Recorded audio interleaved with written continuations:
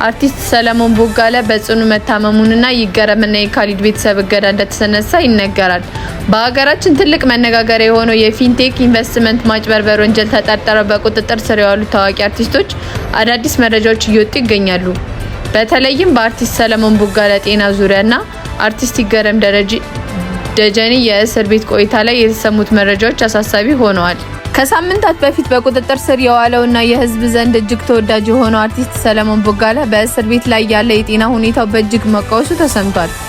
አርቲስቱ ቀደም ሲል የነበረበት የስኳርና የደም ግፊት ህመም ላይ አሁን ላይ የእስር ቤት ውስጥ ሊቆጣጠሩት የማይችሉት በላይ እየጸናበት ይገኛል። ምንጮች እንደተገለጹት ከሆነ ሰለሞን አብዛኛውን የእስር ቤት ጊዜውን እያሳለፈ የሚገኘው በፖሊስ ሆስፒታል ውስጥና በቅርብ ሕክምና ክትትል በማድረግ ላይ ነው።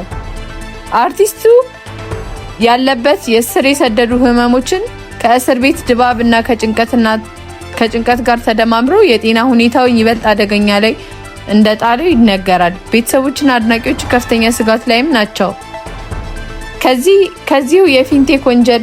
ከዚሁ የፊንቴክ ወንጀል ጋር በተያያዘ በቁጥጥር ስር የዋሉት አርቲስት ይገረም ደጀኔና ካሊድ ናስር ላይ ተጥሎ የነበረው ጠንካራ የቤተሰብ ጥየቃ እገዳ ላይ ዛሬ መነሳቱ ተረጋግጧል። ሁለቱ አርቲስቶች ከኩባንያው የተበረከተላቸውን መኪና በወንጀል የተገኘ ሀብት ነው በሚል ለፖሊስ እንዲመልሱ ታዘው ነበር።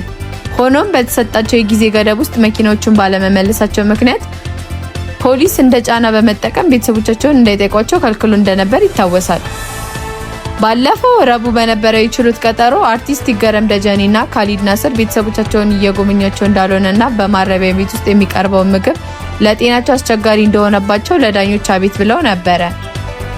ይህንን ቅሬታ ተከትሎ ከትላንትና ሐሙስ ጀምሮ ይገረም ደጀኔና ካሊድ ናስር ቤተሰቦቻቸው ወደ ማረሚያ ቤት በመሄድ አስፈላጊው ምግብና መጠጥ እንደደርሱላቸው እንዲሁም እንዲጠይቋቸው መፈቀዱ ተረጋግጧል።